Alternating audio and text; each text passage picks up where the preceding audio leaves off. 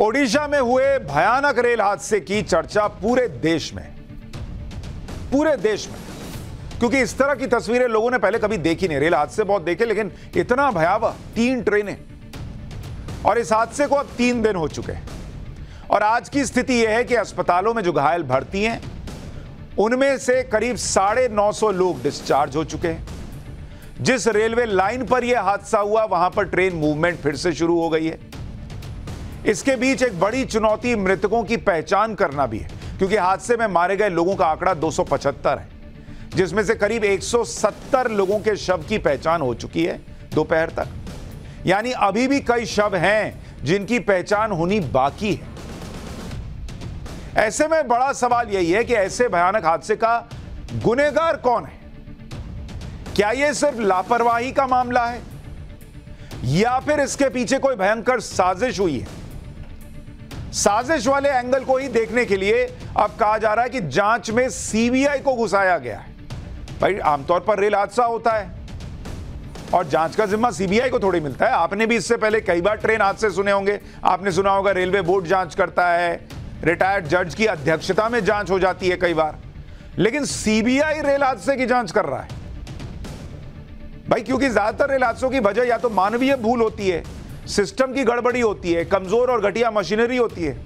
तो इसमें सीबीआई क्या ही करेगा, क्योंकि जब ऐसी वजह होती हैं तो इसकी जांच रेलवे खुद कर लेता है।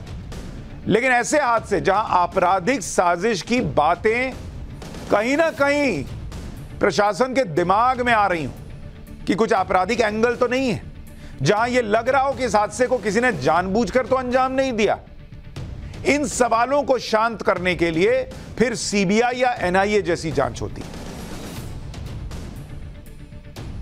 ताकि वो जांच करे और यह पता लगाएं कि क्या यह सिर्फ मानवीय भूल है या जानबूझकर की गई मानवीय भूल है।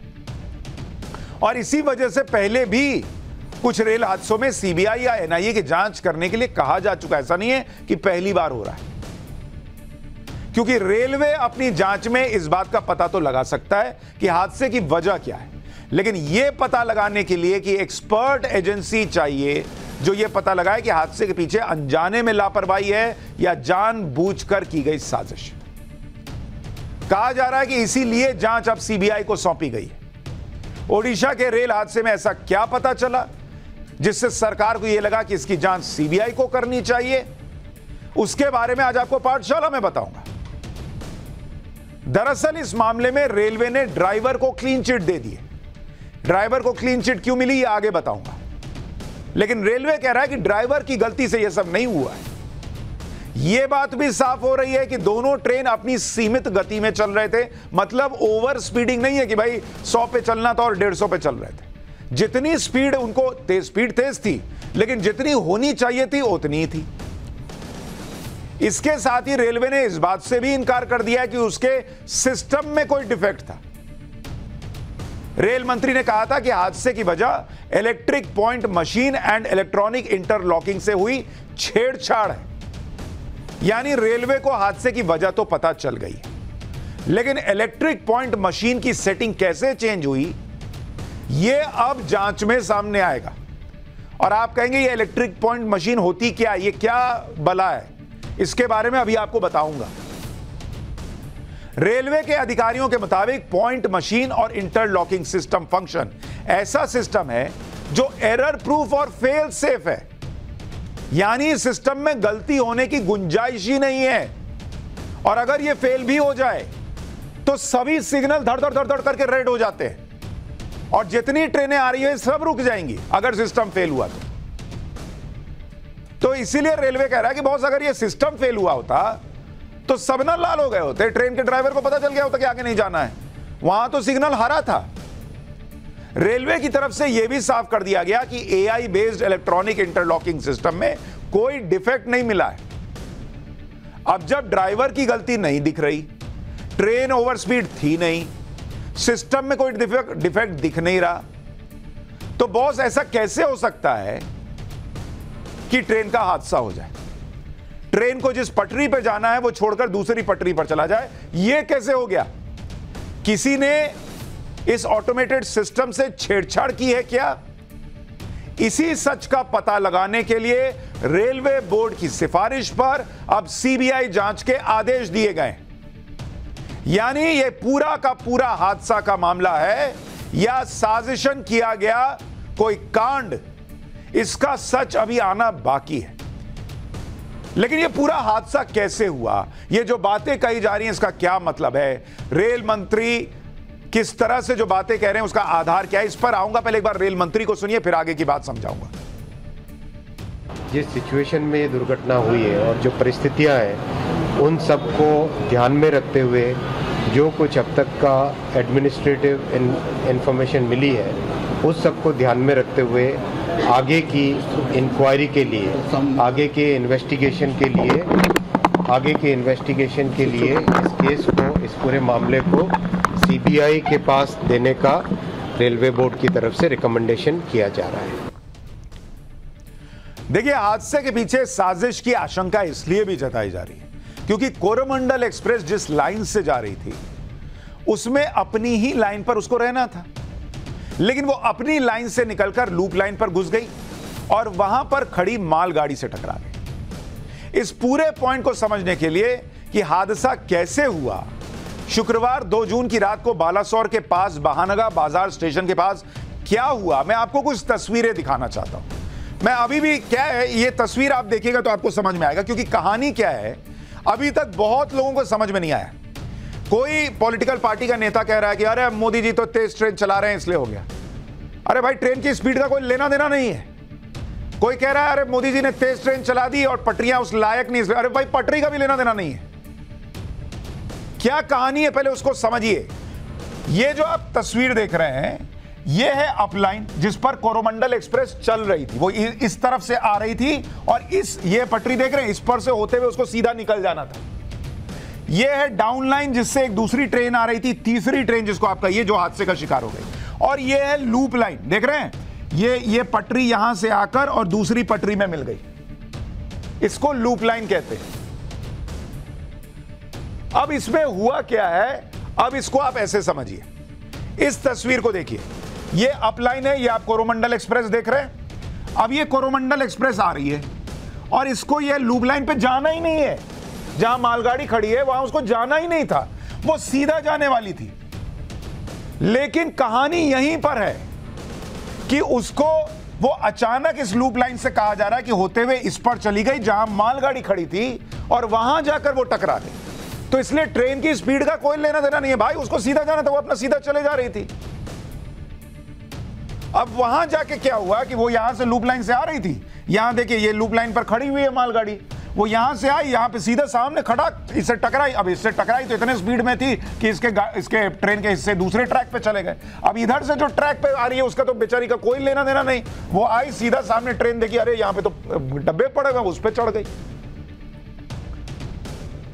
इस तरह से हादसा हुआ है। तो ना ट्रेन गलत स्पीड पे चल रही थी, ना पटरियों का कोई लेना देना है कि पटरी खराब थी, ना ही कोई दूसरा सिस्टम जो है जिसकी वजह से यह हादसा हुआ। ड्राइवर की भी गलती नहीं है। क्यों है अभी आपको यह भी बताऊंगा। जरा इसका एनिमेशन देखिए, आपको समझ में आएगा। ये देख रहे हैं, ये ट्रेन चल रही है, देखिए कैसे लूप लाइन से, यहां कोरोमंडल एक्सप्रेस है, ये हावड़ा एक्सप्रेस है, ये देखिए वो जाके यहां मालगाड़ी से टकराई, इधर पलटी, इधर से दूसरी ट्रेन आ रही थी, वो उसके डब्बे पे चढ़ गई और यहां हादसा हो गया। ये देखिए इसको, ये पूरा एनिमेशन आपको बता देगा कि कहां क्या कहानी हुई। इसको दरअसल इधर जाना ही नहीं था, इसको सीधा चले आना था, बस इतनी सी कहानी। अब मैं आपको दिखाना चाहता हूं कि क्यों रेलवे कह रहा है कि इसमें जो है जांच सीबीआई से होनी चाहिए। अब आप देखिए, एक ये रेलवे ट्रैक है जिस पे ट्रेन जा रही थी, जिसको मैं कह रहा हूं डाउन लाइन, जिस पर तीसरी ट्रेन थी। एक ये ट्रैक है जिस पे ट्रेन चल रही थी और इधर से कोरोमंडल एक्सप्रेस आ रही है। थोड़ा सा इसको छोटा कर देता हूं, इधर देखिए, ये अपलाइन है और इस पर कोरोमंडल एक्सप्रेस आ रही है, ठीक है। ये ट्रेन आ रही है, ये है कोरोमंडल एक्सप्रेस, ठीक है। ये ट्रेन इधर आ रही है, इस दिशा में आ रही है, और ये है लूप लाइन। इसको देखिए, ये लूप लाइन है। अब यहां पर एक मालगाड़ी खड़ी है, ठीक है, ये मालगाड़ी खड़ी है। अब कहानी ये है कि यहां से एक पटरी जो है वो ऐसे आके मिली, जो कि इस्तेमाल होती है। भाई मान लीजिए क्या होता है, अमूमन किसी एक्सप्रेस ट्रेन को पार कराना है और इसी से मान लीजिए मालगाड़ी आ रही होगी, तो मालगाड़ी को कहते हैं एक काम करो तुम इधर साइड में लगो, यहां पे मालगाड़ी खड़ी हो गई और फिर यही ऐसा ट्रेन आपको इसको मेन पटरी पे ले जाती है। तो ये मालगाड़ी यहां खड़ा करा, इधर सिस्टम खाली हो गया, यहां से ये ट्रेन जो है वो निकल के चली जाती है। अब इसमें सबसे इंपॉर्टेंट बात यह है, आप ये कहेंगे कि ये जो अप लाइन है इसमें ऐसा नहीं है कि ड्राइवर जो है वो अपना आया और चलता चला गया। यहां पर दो सिग्नल होते हैं, अगर आप इसको देखेंगे, एक सिग्नल, दो सिग्नल, ये लूप लाइन के पहले दो सिग्नल होते हैं, ये लगे हुए होते हैं, दो सिग्नल लगे होते हैं। अब ड्राइवर क्या है, जब वो ट्रेन लेके आ रहा है तो ड्राइवर ये रोड पे थोड़ी गाड़ी चला रहा है कि उसका मन आया और यहां से उसने बाएं मोड़ दिया, उसके हाथ में कुछ है ही नहीं, वो कुछ नहीं करता है। यहां पे अपने आप ऑटोमेटेड सिस्टम चेंज होता है अगर उसको लूप लाइन में जाना है। तो ड्राइवर की गलती इसलिए नहीं है, उसका कोई लेना देना नहीं था, जितने स्पीड पे चलना था उतने पे ही गाड़ी चला रहा था। अब यहां से जब ये आया है तो ये जो सिग्नल है ये हरा था, ये दूसरा सिग्नल भी हरा था, यानी ये दोनों सिग्नल हरा होने का मतलब क्या है कि आपको गाड़ी इसी मेन लाइन पर लेते हुए चली जाना है। अगर ये पीला होगा, इसके पीला होने का मतलब क्या है कि आपको लूप लाइन में जाना है। तो ड्राइवर की कोई गलती नहीं, वो आया, वो देखा ये वाला पहले, और इन दोनों के बीच में 1 किलोमीटर का फासला होता है। इसको कहते हैं डिस्टेंट सिग्नल, इसको कहते हैं होम सिग्नल। तो वो जब आया उसने पहला देखा, दूर से देखा, अरे ये तो हरा है, मतलब मुझे मेन लाइन पे जाना है, कोई गड़बड़ी नहीं। फिर 1 किलोमीटर ट्रेन क्रॉस की, उसने देखा होम वाला सिग्नल, वो देखा वो भी हरा, तो उसने कहा अच्छा इसमें मतलब कोई खतरे की बात नहीं है। भाई वो अपना जाग जाता, अलार्म लग जाता उसको कि भाई ये तो कुछ गड़बड़ है। दोनों हरा था, वो सोचा अब यहाँ पे ये मुझे इधर मुड़ना ही नहीं होगा, यहाँ पे सिस्टम लगा हुआ होगा इंटरलॉकिंग वाला, मैं सीधा चला जाऊंगा। लेकिन यहीं पे कहानी गड़बड़ाई, और यहां एक सिस्टम, यहां भी एक सिग्नल होता है, ये भी जो है ये दिखाता है कि भैया तुम पार कर जाओ स्टेशन, ये भी हरा था। देख रहे हैं 3 सिग्नल लगे थे, तीनों के तीनों हरे थे भाई। अब सवाल यही उठ रहा है कि जब तीनों सिस्टम हरे थे, इसका मतलब उस ट्रेन को लूप लाइन पर जाना ही नहीं था। अब सवाल यह खड़ा हो रहा है कि अगर सिस्टम एरर प्रूफ है, तीनों बत्तियां हरी थी, गाड़ी को लूप लाइन में जाना ही नहीं था, गड़बड़ी होने का सवाल ही पैदा नहीं हो रहा, ड्राइवर ने कोई गड़बड़ी की नहीं, तो क्या उसमें छेड़छाड़ की है? सुनिए रेलवे बोर्ड की सदस्य जया वर्मा क्या बता रही। It is supposed to be tamper proof. It is supposed to be error proof. उसका एग्जैक्ट वर्ड बता देता हाँ, हूँ। बताओ। It is called as fail safe system. मतलब it will fail on a safer side. अगर possibilities of what can go wrong.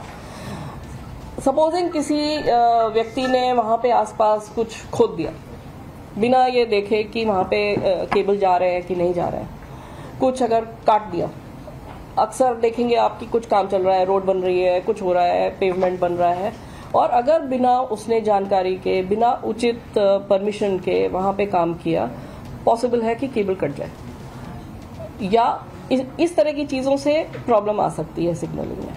या किसी ने उसमें कुछ मतलब कोई शॉर्ट सर्किट हो गया, या कहीं ज़्यादातर ऐसी चीज़ें होती नहीं है, नॉर्मली इस तरह का नहीं होता, बट एक मशीन है ये, चाहे वो इलेक्ट्रॉनिक मशीन हो, चाहे मैकेनिकल मशीन हो, कोई भी मशीन फेलियर प्रोन होती है।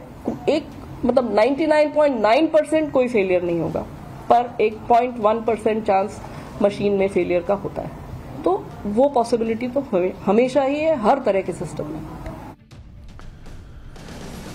यानी ये साजिशन किया गया कोई घटनाक्रम है, ये भी नहीं कह रहा रेलवे, और पूरा हादसा है, इस पर भी मन नहीं मान रहा है, इसलिए सीबीआई जांच हो रही है। और वो कह रहे हैं कि भाई 99.9% टाइम गड़बड़ी नहीं होती, लेकिन वो जो 0.1 का स्कोप है वो खुद से हो गया या किसी ने किया, ये बड़ा सवाल है जिसकी जांच के लिए सीबीआई को लगाया गया है। सबसे बड़ा सवाल यही कि रेलवे में ट्रेनों का संचालन जिस पॉइंट सिस्टम और इलेक्ट्रॉनिक इंटरलॉकिंग सिस्टम से होता है, वो जब एरर प्रूफ है, उसमें अपने आप से कोई गड़बड़ी हो ही नहीं सकती, अपने आप से नहीं हो सकती, तो फिर यह हादसा कैसे हो गया? यहां आपको रेलवे के पॉइंट सिस्टम और इलेक्ट्रॉनिक इंटरलॉकिंग सिस्टम को भी समझना होगा कि यह होता क्या है, यह काम कैसे करता है। देखिए, दिन भर में, एक दिन में भारत में हजारों ट्रेन चलती है। यह ट्रेन सही रूट पर चले, एक ही रूट पर ट्रेन आमने सामने ना आ जाएं, ट्रेन के रूट आपस में क्लैश ना करें, यह सब कुछ मैनुअली करना संभव नहीं है। पहले मैनुअली होता था, लेकिन तब ट्रेनों की संख्या भी कम थी और किसी भी मानवीय भूल की वजह से हादसे की गुंजाइश तब ज्यादा होती थी। लेकिन अब इसके लिए टेक्नोलॉजी का इस्तेमाल किया जाता है। ऐसी ही एक AI बेस्ड टेक्नोलॉजी है इलेक्ट्रॉनिक इंटरलॉकिंग सिस्टम।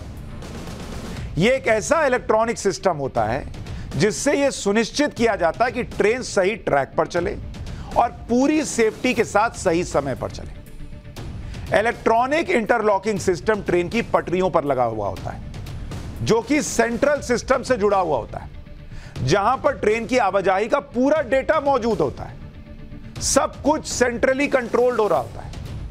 यहीं से गाड़ियों को सिग्नल मिलता है, जिसकी मॉनिटरिंग रेलवे से जुड़े अनुभवी लोग करते हैं। तो यह पूरा मैकेनिकल सिस्टम है भाई, इलेक्ट्रॉनिक सिस्टम लगा हुआ है। और इसीलिए सवाल खड़ा हो रहा है कि जब इसको इस तरह से बनाया गया है कि ऐसी घटना ही ना हो, तो यह हो कैसे गया? इलेक्ट्रॉनिक इंटरलॉकिंग सिस्टम एक बड़ा सिस्टम होता है और इसे 3 बड़े हिस्सों में बांटा जाता है। तो जो इलेक्ट्रॉनिक इंटरलॉकिंग सिस्टम आपको बता रहा हूं, इलेक्ट्रॉनिक इंटरलॉकिंग सिस्टम, अब ये समझिए, देखिए ये सब समझिएगा तब आपको पता चलेगा कि वहां क्या हुआ, नहीं हुआ, सीबीआई जांच क्यों हो रही है। इसमें 3 हिस्से होते हैं। एक होता है पॉइंट सिस्टम,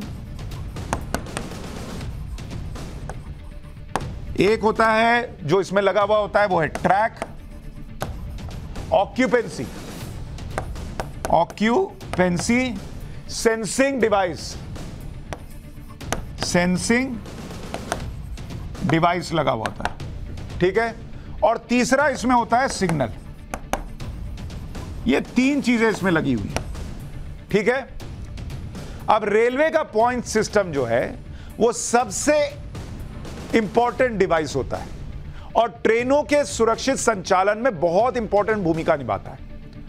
होता यह है कि किसी भी स्टेशन पर मेन लाइन होती है जिस पर ट्रेन गुजरती है, जैसे कोरोमंडल एक्सप्रेस को मेन लाइन से गुजरना था, और कुछ लूप लाइन होती है जहां ट्रेनें खड़ी रहती हैं। अब अगर ट्रेन को मेन लाइन से गुजरना है तो कोई दिक्कत नहीं होती, वो सीधा निकल जाती है। लेकिन अगर किसी वजह से आगे ट्रैक क्लियर नहीं है तो ट्रेन को लूप लाइन में लेके डाल दिया जाता है और इसके लिए इलेक्ट्रॉनिक पॉइंट सिस्टम काम करता है। इससे तय होगा कि ट्रेन कौन से ट्रैक से होकर जाएगी। यह पॉइंट सिस्टम ज्यादातर वहां लगा होता है जहां पर डाइवर्जेंस होता है, यानी एक पटरी से होते हुए 2 ट्रैक हो जाते हैं। जो अभी आपको मैं बता रहा था, ये जो पॉइंट सिस्टम लगा होता है भाई, एक पटरी ये है, एक पटरी ये है, और यहां से अगर मान लीजिए लूप लाइन है, ये लूप लाइन है, तो जहां पर ये पटरी मिल रही है आकर इस पटरी से, यहां पर ये जो है पॉइंट सिस्टम लगा हुआ होता है, मतलब उसके थोड़ा और पहले। अब क्या ये सिस्टम ऐसे काम करता है, जब एक बार ट्रेन को ट्रैक तय हो जाता है कि उसे किस ट्रैक से जाना है, तो पॉइंट को तय पोजीशन पर लॉक कर दिया जाता है। मतलब जब कोरोमंडल एक्सप्रेस को पता चल गया, मतलब उसको क्या पता चलेगा, जिनको भेजना था कि भाई इसको सीधा निकालना है, उस स्टेशन पर लोगों को पता था कि वहां मालगाड़ी लूप लाइन में लगी हुई है, तो वहां से तय हो गया इलेक्ट्रॉनिकली कि ये सीधा जाएगी, और वो सिस्टम लॉक हो जाता है। फिर ड्राइवर भी क्या कोई चाले वो नहीं बदल सकता, और एक बार जब ट्रेन का ट्रैक तय हो जाता है तो पॉइंट को तभी बदला जा सकता है जब ट्रेन उस पर से गुजर जाती है। इसीलिए तो सवाल खड़ा हो रहा है बॉस कि जब ट्रैक सिस्टम है, पॉइंट सिस्टम है, तो किस तरह से, अगर वो तय था कि सीधा जाना है, तो वो लूप लाइन में गया कैसे? क्या किसी ने उसको चेंज कर दिया क्या? पॉइंट सिस्टम के बाद आपको इंटरलॉकिंग सिस्टम के 2 और जरूरी हिस्से के बारे में भी बताता हूं। इसमें एक पार्ट है ट्रैक ऑक्यूपेंसी सेंसिंग डिवाइस, ये एक ऐसा सिस्टम होता है जो ये बताता है कि पूरे ट्रैक पर कहां पर कौन सी ट्रेन चल रही है या खड़ी है। इसकी मदद से सिग्नल लाल, पीले या हरे दिखाए जाते हैं। ट्रैक पर कोई ट्रेन या कोई और वाहन मौजूद है या नहीं, इसको पता करने के लिए पूरे ट्रैक पर लो वोल्टेज की इलेक्ट्रिसिटी पास की जाती है। उससे पता चलता है कि ट्रैक पर कोई गाड़ी है कि नहीं है। अब आप देखिए, जब कोरोमंडल एक्सप्रेस को तीनों हरी लाइट मिली हुई थी, तो तीनों हरी लाइट तो जो अप लाइन थी उसके लिए ही होगी ना, क्योंकि लूप लाइन में तो ऑलरेडी मालगाड़ी खड़ी थी। और अगर तीनों हरी लाइट मिली हुई थी, इसका मतलब इंटरलॉकिंग सिस्टम भी अप लाइन के लिए ही होना चाहिए था। यह कैसे बदल गया भाई? यही तो सीबीआई जांच करेगी। अब जो सिग्नल वाला सिस्टम है वो भी समझिए।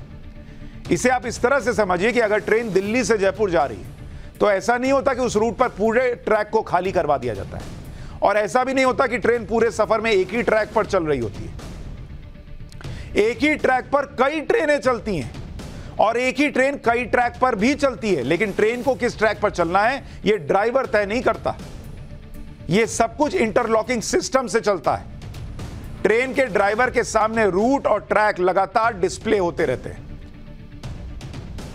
कि उसे किस रूट और किस ट्रैक पर चलना है, लेकिन उसके कंट्रोल में कुछ नहीं होता कि वो बदल देगा कि अच्छा मेरा मूड जो है वो थोड़ा मन कर रहा है बाएं वाले ट्रैक से चला। वो ड्राइवर नहीं करता।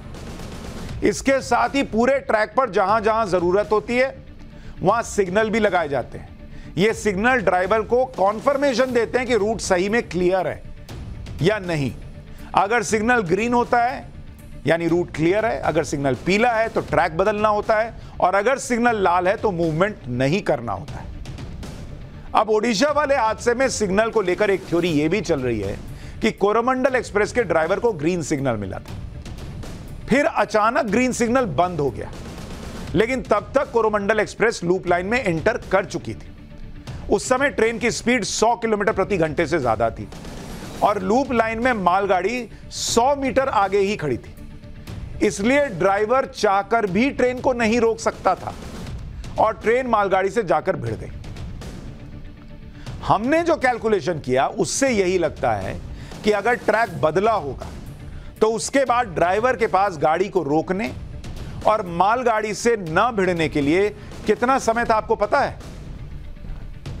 ड्राइवर के पास जो समय था, क्योंकि कुछ लोग सोच रहे होंगे यार ड्राइवर तो ब्रेक लगा सकता था। ड्राइवर के पास कितना समय था आपको पता है? ड्राइवर के पास समय था मात्र 3 सेकंड। मात्र 3 सेकंड। मतलब जब गाड़ी जो है वो अप रूट से अप ट्रैक से जो है वो लूप लाइन में जब घुसी होगी और ड्राइवर को ये समझ में आया होगा कि यार मुझे तो इधर जाना था, ये इधर किधर चला गया, और सामने उसको ट्रेन दिखी होगी, उतने के घटनाक्रम में मात्र 3 सेकंड का उसको वक्त मिला होगा। 3 सेकंड्स। और जो लोग कह रहे हैं कि ड्राइवर कुछ कर सकता था, ब्रेक लगा सकता था, बॉस इन 3 सेकंड में ट्रेन रुक सकती थी क्या? मान लीजिए वो ब्रेक दबा भी देता, 3 सेकंड में ट्रेन रुक जाती क्या? इसलिए ड्राइवर की गलती नहीं नजर आ रही और ना ही वो 3 सेकंड में मालगाड़ी से ट्रेन को भिड़ने से रोक सकता था। ओवर स्पीडिंग का भी कोई सवाल नहीं उठता, क्योंकि रेलवे ने बताया है कि उस रूट पर कितनी स्पीड का परमिट है और कितनी स्पीड पर ट्रेन चल रही है। रेलवे के मुताबिक परमिशन जो है वो 130 किलोमीटर प्रति घंटे की है और कोरोमंडल की स्पीड 128 किलोमीटर प्रति घंटे की थी और हावड़ा की 126 किलोमीटर प्रति घंटे की, यानी जो तय स्पीड है उससे कम पे चल रही थी।